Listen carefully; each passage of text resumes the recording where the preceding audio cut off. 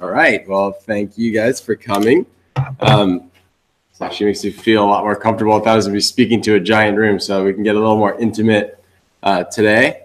But yeah, my talk today is going to be about community service, but it's more about our organization at Sustainable Coastlines Hawaii. We're a large-scale beach cleaning organization. We host some of the largest cleanups in the state. We actually just broke a record 2 weeks ago at Earth Day where we had over 1,500 people come out in one day. We cleaned up from Makapu all the way to Bellows. So that's what we do best, is host large-scale cleanups, and I wanted to talk about how we were able to pull that off, how Sustainable Coastlines got started, a little bit about me, and then show some slides after the main part of the presentation to just kind of hammer in what we do and then also what we as the individual can do as well. So we're taking a little journey here. All the way back to 2017. Let's take it further back. How about all the way back to 2007? All right. All the way back to 2007. I was not who I am now. I was standing at the base of this giant condominium that I'd helped build as a real estate developer. We had just sold it out. We had closed on all the units. The market was tanking, but we had hit a home run. The problem was we had nowhere to go. The banks weren't lending. Nobody was going to buy anymore. And so when I got my fat bonus check for making my bosses a hell of a lot of money, shook hands with them, said sayonara. I thanked them for everything that I had learned to that point, but I knew it was time for me to do something else. But there was nothing to do in the real estate world, so I took that money, bought a house, and grabbed my girlfriend, who's not my wife at the time, and we went traveling around the world for 2 years. We more or less wanted to check off all the boxes of what we had considered to be the best waves in the world. Being surfers, you always think of going on this trip of a lifetime, but most of us never get the opportunity to do it. So I was only 29, figured this is the perfect time. So taking an early retirement, headed out on a trip of a lifetime. The sad thing was, with all the beauty that we got to see, what really stood out was the destruction and the pollution and the result of humanity's overconsumption of plastic and development and third world countries trying to emanate the way that the Westerns lived. And it was really depressing for me to make that realization that I was kind of part, or actually a pretty big part of that problem. As a developer, we'd go to China and we would leverage factories that were using cheap labor. We were more or less trying to focus on using good environmental track records, but the factory next to it had green stuff coming out of the pipes.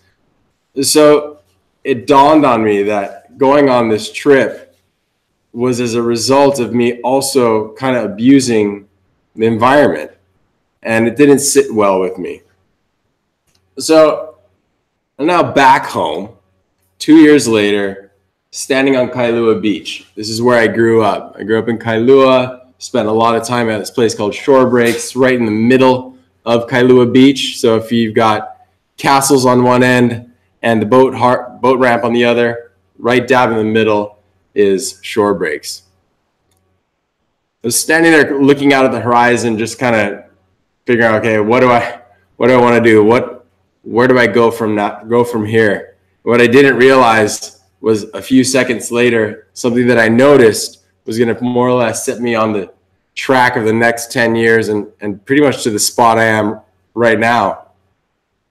So from the horizon, I looked down, and what I saw was what looked like as if you're at a basketball game, a championship game, and all this confetti's blown up and there's just trash, all this tiny pieces of confetti everywhere.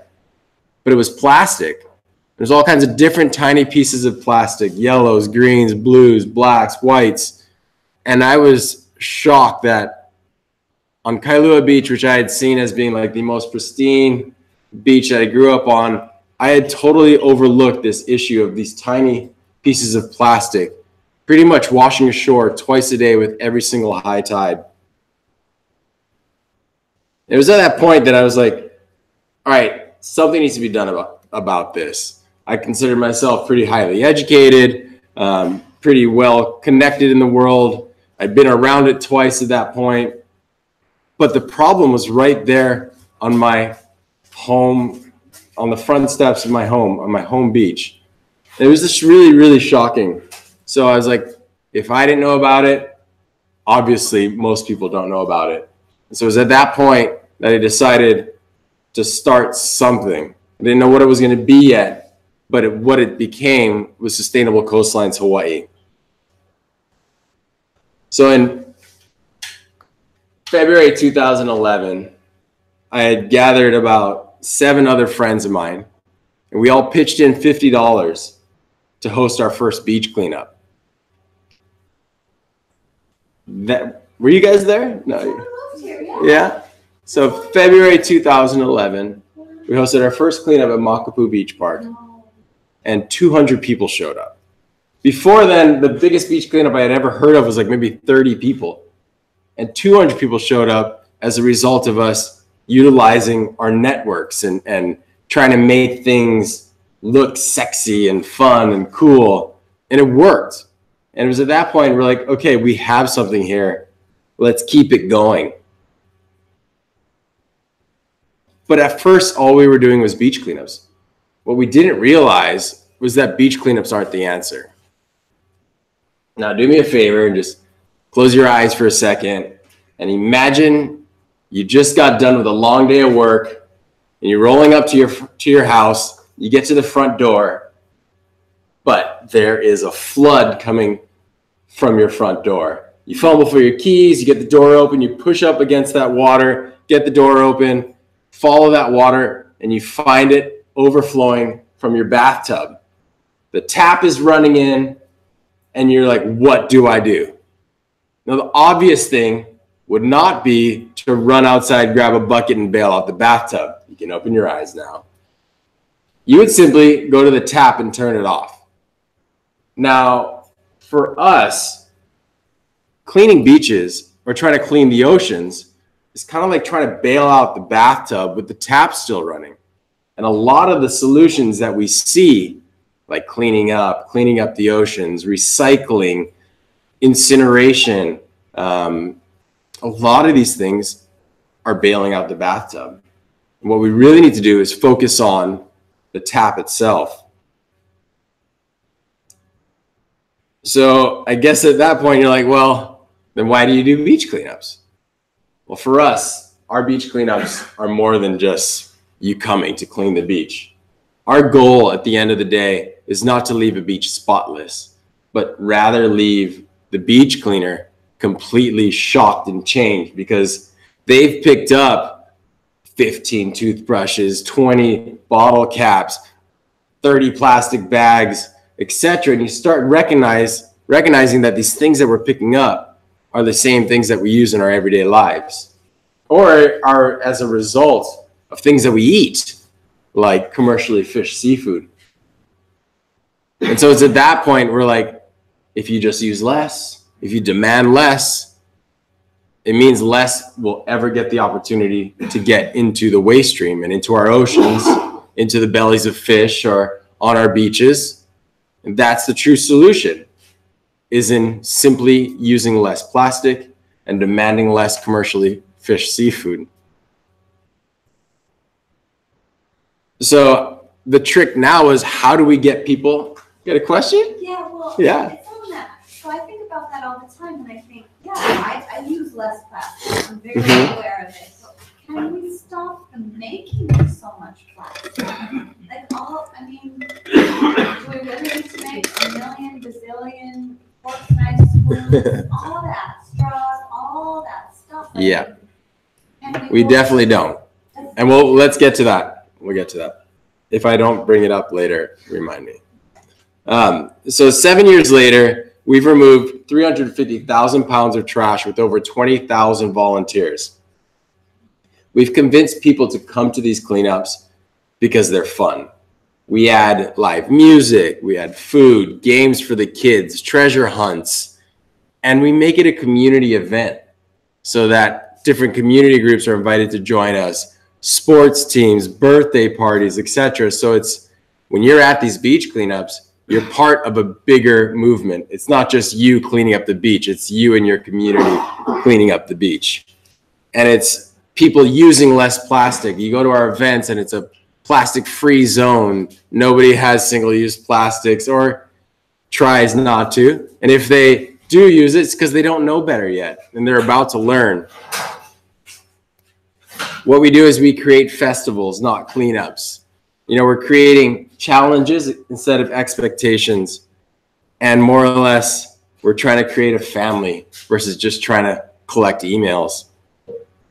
And our success has been amplified as a result of our educational program. We utilize our 2 education stations. We have 2 now. One is a 20-foot container that travels around schools, and it opens up like a mobile classroom. And we've last year educated through that alone 7,500 kids. Now what we've done is we've got an NV200, it's a Nissan minivan that does the exact same thing but is much more mobile. And we're aiming to reach 10,000 kids this year alone utilizing that. Because not everybody can come to a beach cleanup to our classroom. So we have to take the classroom to them. When you think about it, especially in underserved communities, a lot of us are working 2 to 3 jobs. And on the weekends, we don't want to spend our time taking our kids to a beach cleanup. We just want to relax. We just want to hang out, or we have other things to do like baseball or, you know, take care of the yard. So reaching the kids is super important, and it's worked very well. What we've been able to do is prove that change is happening because these parents are coming to us and saying, what did you tell my kids? They came home and they made me get rid of all the single-use plastics in the house.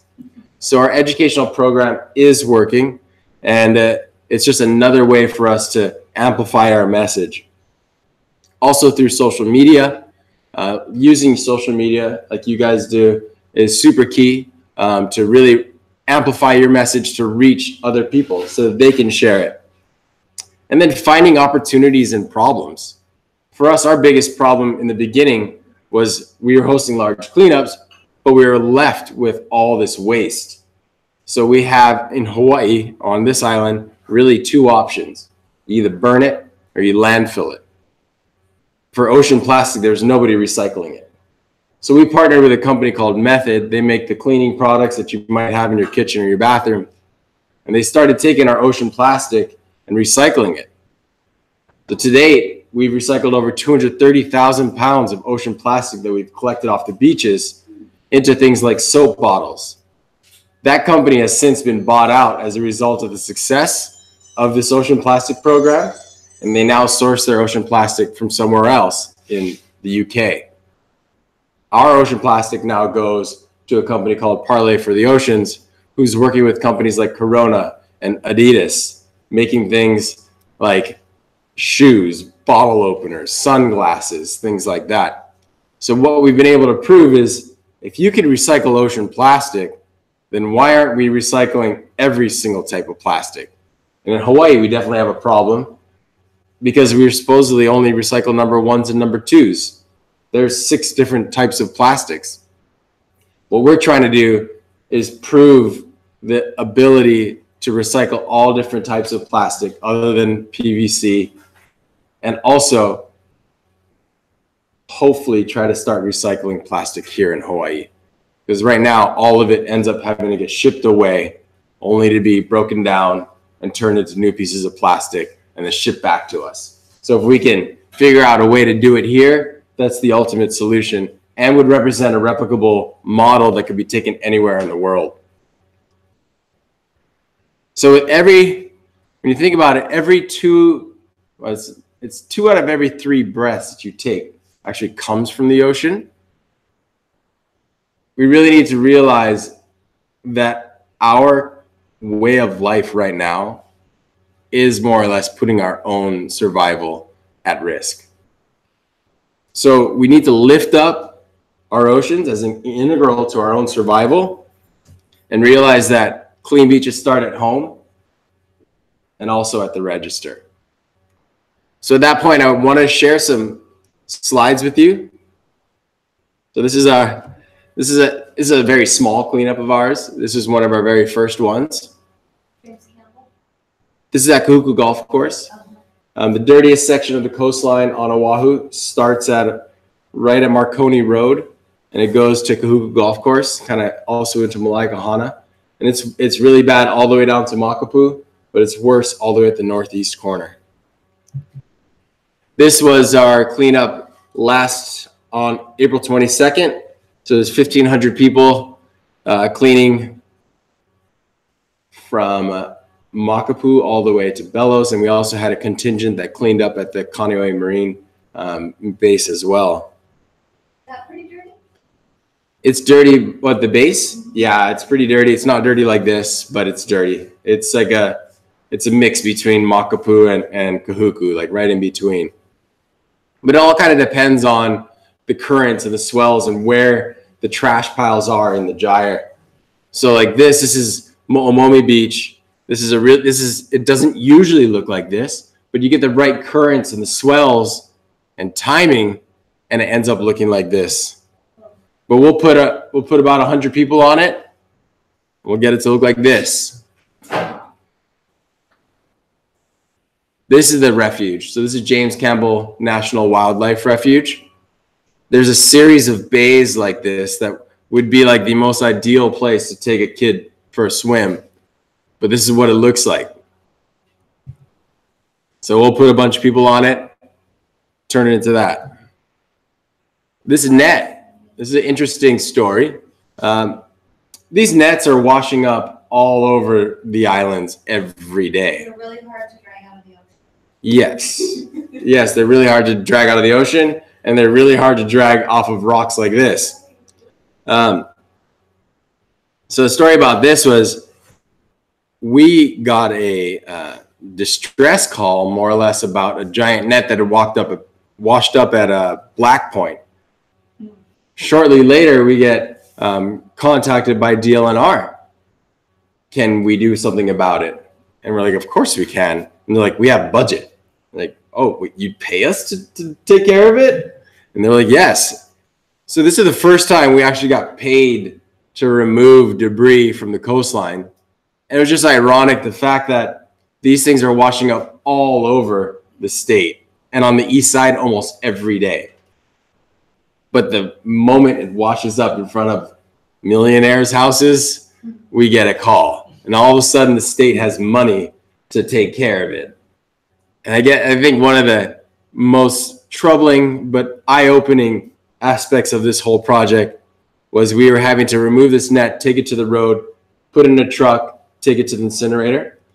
Was when we staged it to put it in the truck, we took it to the curb and put it on the grass at the curb. And an angry man came out saying, "Get that net off of my grass. You're killing my grass." And we just bit our tongues and said, okay, moved it a little bit. And the volunteers were like, if that's what it takes to live in a place like that, I don't want it. So that's it when we were done. It took 3 days. So what and why is this happening to us? I quickly alluded to it. It's our overuse of plastics, poor waste management systems, and commercial fishing. This is a basic illustration of the North Pacific garbage patch and the North Pacific gyre. There are 5 gyres in the world, and we happen to live pretty much smack dab in the middle of the largest one in the world. Up there in you can probably catch my voice, right? Still? Okay. So we're there. That's the garbage patch that they're always talking about is twice the size of Texas. It's moving towards us. It's always right there. It doesn't go big. It fluctuates like left and right, but it's getting bigger and bigger and bigger. And what happens is we have northeast trade winds. So as the trash is in there, it'll swirl out and come back all the way around. So like when we had the Japan tsunami, the debris came from Japan. It flew across in all the styrofoam and water bottles and things that were really easy to float, like the floats, came straight across and nailed Alaska, Canada, and parts of, Oregon as well. Washington, yes. Shout out to Washington. And then it swung around and it started hitting us. So we've been finding a lot of Japan tsunami debris in the past 2 years, but not right after the tsunami. Is there a patch like this down in the southern hemisphere that's just like, it's just like every gyre? So these are accumulation zones. And the interesting thing, we can talk about it right now, it's the spinning of the earth, the winds, and the actual geographic nature of the land, right? So the current has nowhere to go. It hits land and it swings back around, hits land and goes like that. We've got the same thing happening right out here with the witches. Do you guys know what the witch's brew is? So when you've got this wind blowing this trash into this corner, it would naturally flow back out, but it creates an eddy. And that's why on the edges of each of these gyres, you'll find these garbage patches. There's one there, there's one at the other end as well. So this, in a sense, is the same thing that's happening with the witch's brew. It's just stuck in there. But then as soon as we get Kona winds, it goes away. It kind of floats away. So this is a quick video of our ocean plastics program. This was the debris that we brought back from Hanauma, Kuakea. There was, let's see here. So they brought back close to, well, you can see how much they brought back. And we had to sort through bag by bag, pulling out what we knew was recyclable. And by the end, we had filled 2 40-foot containers of recyclable material. And we had to send the rest of it to the incinerator. And our incinerator is part of the solution for an island, but as a state and as a city and county of Honolulu, we rely on it way too much. Yeah, so this is backbreaking work, but it's kind of fun when you're working with your buddies. Right. This is our education station. So this is the 20-foot container I was telling you about. It's a great way to get kids out of the classroom. When you're able to talk to them, in a field, out in the sun, with the wind blowing through their hair, they absorb a lot more of the information. So this is James Campbell National Wildlife Refuge. Yeah, question? You comment this is the garbage to energy. Yes. You put all that garbage trash to use to make electricity for everyone on the island. So it is a useful thing. It is a useful thing. It can get overfilled by too many things, but it's very useful. Yeah, our waste to energy program creates about 7% of the island's energy. It's a small drop in the bucket. It'd be much better to have more renewable resources like solar, wind, and things that we haven't even created yet. I don't really believe that waste to energy is a good solution, because what it does is it promotes consumption. It provides, let's just look at the contract that the city and county has with Covanta. They're the ones that run the waste to energy program. We have to provide them a certain amount of trash so that they can create a certain amount of electricity to sell to the utility. If we don't provide enough trash, they don't provide enough energy. And so then we, as the taxpayer, have to make up their lost revenue. So there's no incentive for the city and county to promote less waste. They want us to keep consuming. They need us to keep consuming so that they can reach their quotas. And these types of waste to energy plants are being promoted across the world, especially in third world countries, where companies have gone in order to make the products that we use, creating lots of waste, and it's affecting these people's health. There, they don't have EPAs, so they don't have to have as stringent of environmental regulations. But like I did say, waste to energy is part of the solution. It's not the solution. There is no silver bullet to our plastic pollution problem. And in places like an island where land is finite, we have to look until we figure out the problem of using less. We have to rely on these crutches like waste energy. So I'm not trying to demoralize waste energy because I think it's part of the solution. I just don't think it's a good one. Here is let's see if this will play. This video here got close to 15 million views in 1 month. This is Kailua Beach, where I had that realization that we have a problem.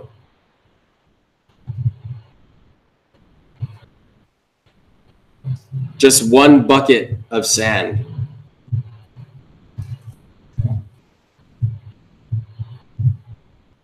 Just keeps going.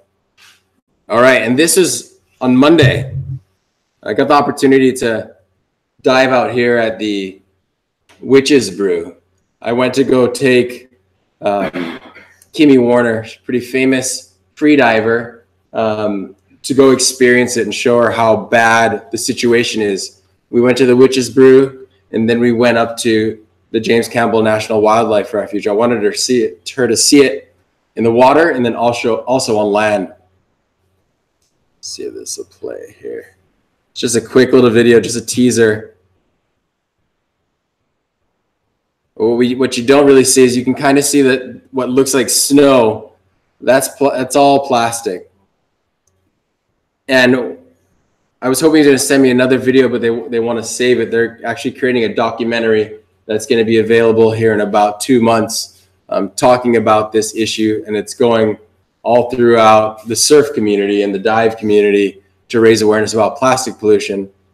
But what this really showed was that the surface trash that we were seeing was simply a drop in the bucket when you looked at all the different trash that was between the surface and the bottom. And there were fish eating it. There were yellow tangs exploring all the different plastics, nibbling on it, eating some of it. And it was, I'd never seen it firsthand of fish actually eating plastic, but I saw it on Monday. This also brings up the idea, oh, right there. Those are actually fish bites. You see like the jagged marks in that plastic, those are actually fish bites, and you notice that. This brings up the fact that a lot of people have heard about this ocean cleanup project where they want to go out into the ocean and clean the gyres, and they think they can do it in the span of 10 years. Well, they would simply be scratching the surface. Most of the trash is actually down below, underneath the surface. When you've got plastic in the ocean, yes, it floats, but some of it ends up collecting life on it. And as it collects life, it gets heavy enough and it starts sinking. So you've got this up and down of ocean plastic happening. Also, some of the plastics are just dense enough to float just below the surface. So the idea of skimming the surface to collect the plastic just doesn't work in the long run. And that's one of the interesting things is the amount of funding and support that these ocean cleanup contraptions have. It's huge. They've raised $40 million in the last 3 years to build this contraption, and it still hasn't been put in the ocean. And we don't even know if it's going to work. You say 40 billion? 40 million. Where is that?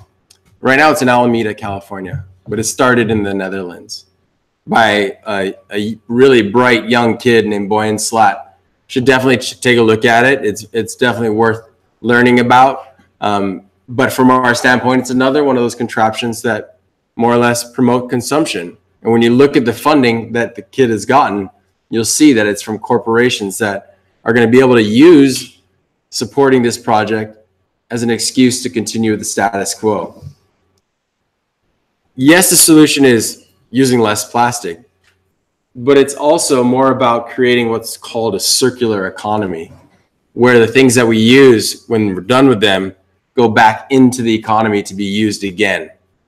It's what we're on right now is a linear economy, which at the end for Hawaii is an incinerator. You use your products, you're done using them, you throw them in the garbage can, and they get burned. That resource gone forever. But if we're able to recover it and reuse it, you start promoting a circular economy. When you think about it, almost every single piece of plastic, unless it was incinerated, is still here on this earth. You know, pollution itself is the result of failed design. So if we start focusing on designing things better, we can design the pollution out of the picture. So just to hammer it home, we know that cleaning up is not the answer, but inspiring people is. And that's really what we've been focusing on, is getting people to be fired up to go and do cleanups, to learn more, and also realize that clean beaches start at home, and that simple choices that you make in your life can have a drastic effect when enough people are doing the same. We want kids to be able to go back to the beach and collect real shells, not shells like this. All right, so that is the end of my formal presentation. I want you, oh, thank you. Thank you. So I want you guys to join us at beach cleanups. Teach us. We are always open to learn and hear ideas that you guys have. And then we should all learn more.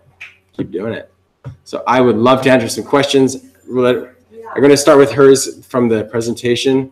What was it again? The last event we attended was at Kailua, you know, at the paddle place. And I asked about, I saw something about filling our roads with plastic. Yeah, and terrible idea. It was wonderful. The girl that was educating us, I can't remember her name, but she said, no, that won't work because it's not strong enough.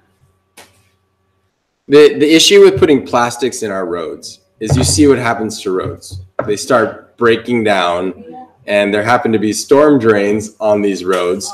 So you've got plastic that breaks down in the roads and it flushes out right back into the ocean. So it doesn't make sense to use plastic in roads. But I see it often. I see advertisements for it wherever, on Facebook or Instagram. Yeah, because it's an easy solution. You know, when you look at the things that get a lot of press, it's usually something that helps us cope with the fact that we need to stop using so much in the first place. Like if we're going to make roads with it, frick, we need material. Keep using that plastic so that we can put them in roads. It's better if we could have these products be designed to be repairable, upgradable, or returned to the manufacturer for them to use the material in their next product. When you think about it, a company internalizes all the profits from the products that they make, and then they externalize all the costs associated with the packaging and the waste that's created from those products. It doesn't make sense because we're not really paying the true price for the things that we buy. We pay for the upfront costs, and then we pay with it from our taxes, for our health, in the end, as a result of the waste that these products create. Question? Not a question, but it is remarkable around the world that other people have seen the same things, and some people have done something about it. One of the neatest things, and it's a drop in the bucket, is a little village in the north part of Australia, where the people there have taken the crap that's come out of the ocean and made it into works of art. Yeah. And sell it to support their village. So they're putting garbage back in as works of art. Yeah, They can't do that with everything. Yeah. But little things like that, it's nice to know that there are people who are smarter than all of us. Yeah. And their stories like that are super inspiring. They do that in Australia. They do it all over Africa as well. And it creates a cottage industry in a sense where these people now have jobs and they're making money, and then they're putting that money back into cleaning up and preserving their coastlines. What we're trying to create with our ocean plastics recycling program here in Hawaii, that same idea could then be replicated anywhere around the world in a similar sense to fund cleanup efforts, educational efforts to slowly stop the arrival of plastic. In Hawaii, it's super tough because the vast majority of our trash isn't from here. When we do these beach cleanups on the east side of the island, close to 95% of it is from abroad. So from us, yeah, we could keep cleaning up and dealing with it, but we need to stop it elsewhere where it's coming from. And that's why we think utilizing ideas like that, also recycling ocean plastic at the source, will help slow that tide. But yeah, the art stuff's really cool. A lot of times they use the flip-flops, the slippers. And there's a major case where recycling actually did the opposite, and that's in Africa. Africa had a really nice business of making fabrics, making beautiful colored fabrics, sold at reasonable prices in Africa. And so someone said, why don't we send all our old t-shirts to Africa? And everyone threw their t-shirts in a bundle. And people got these bundles there and then sought to resell the used donated t-shirts. yeah. And there were so many, it destroyed the whole industry Oh, of wow. fabrics. Yeah. So you have to watch who's recycling. Yeah. Yeah, you do. Question? Did you testify at the legislature to ban the styrofoam containers for takeaway foods and things? Yes. Yes, we are very highly in support of that ban for the styrofoam, and we were shocked that it didn't go through. There was overwhelming public demand for this bill to get passed, yet special interest groups got involved. We've actually uncovered donations from different lobbying groups that right after that bill got killed. I think Civil Beat will be coming out with an article about it soon, so that should be enlightening. We are all for the styrofoam ban.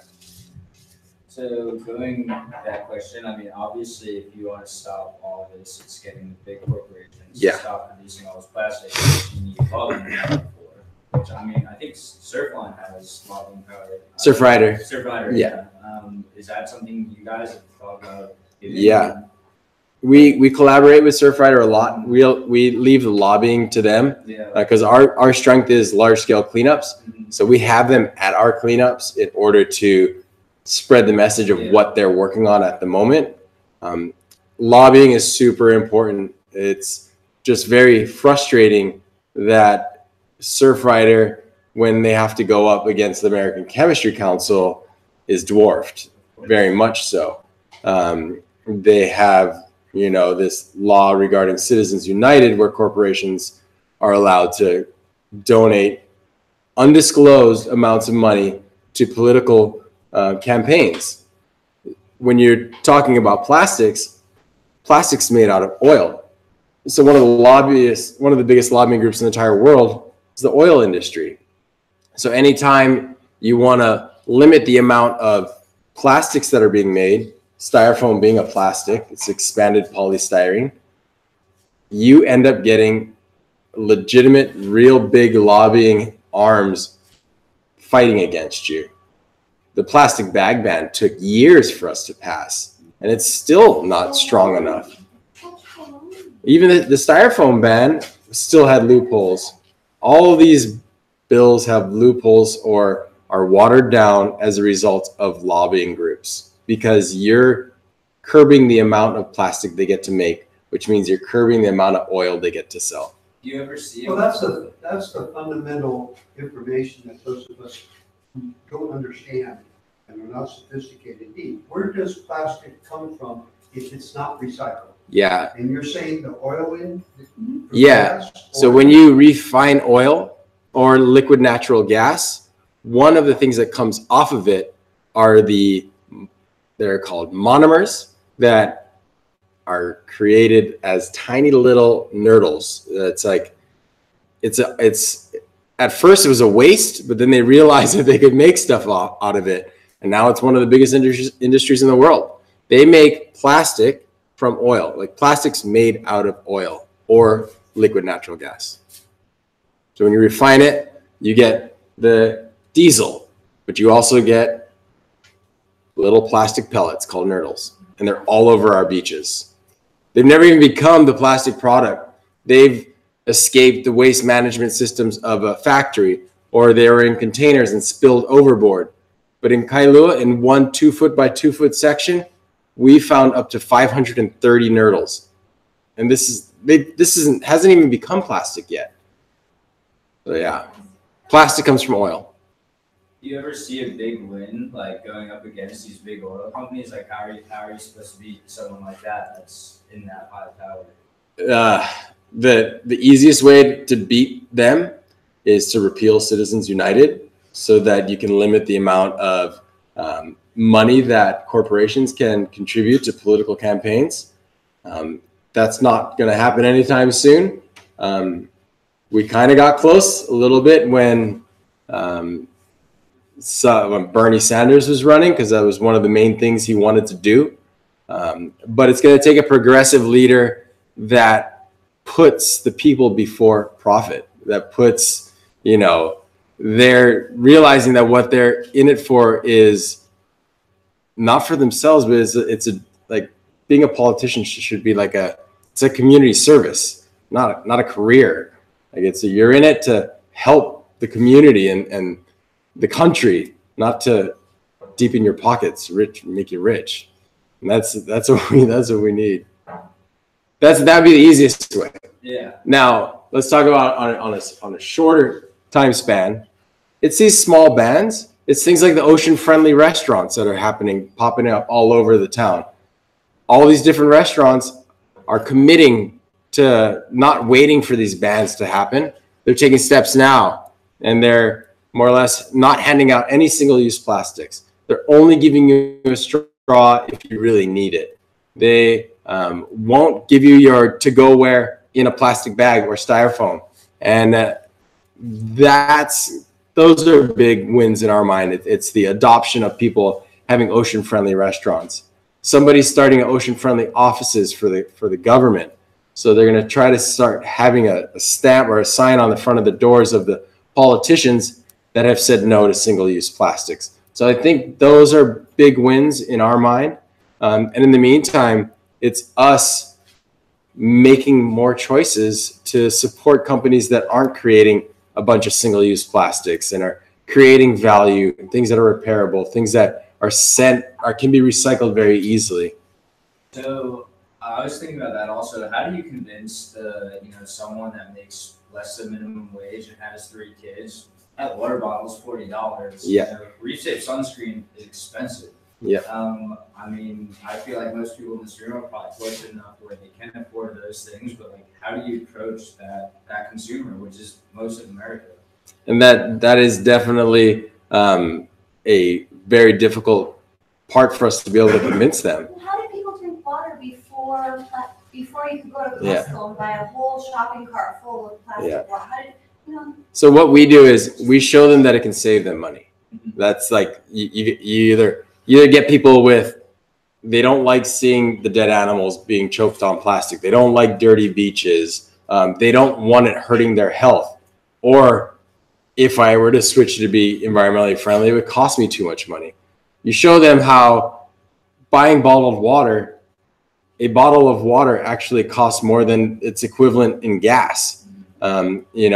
Bottled water is 4,500 times more expensive than the water that's coming out of your tap. Like, we live in Hawaii with some of the cleanest drinking water in the entire world.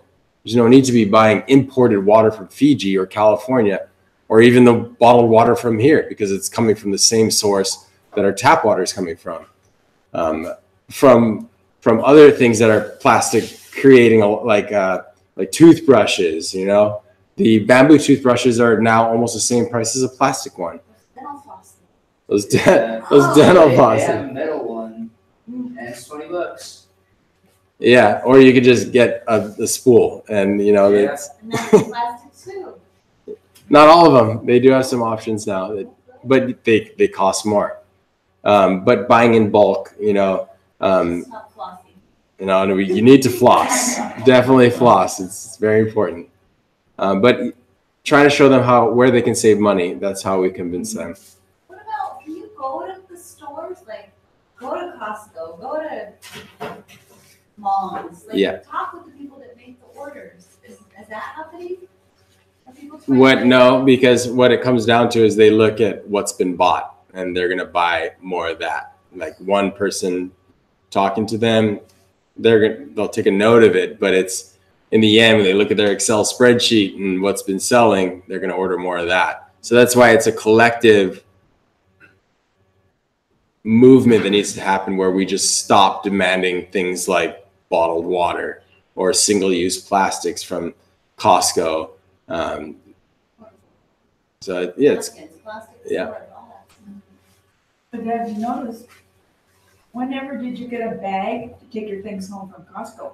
They've never had bags. Yeah, and that was one of the strongest arguments we had for the plastic bag ban was that all these people shop at Costco. You can't be using the fact that you need a plastic bag as an excuse for not passing the ban. Like, Right. I'll do it. We still don't have a statewide ban on plastic bags. It's all county by county. It's pretty sad. The sunscreen issue, which is pretty important to this location, it's right here.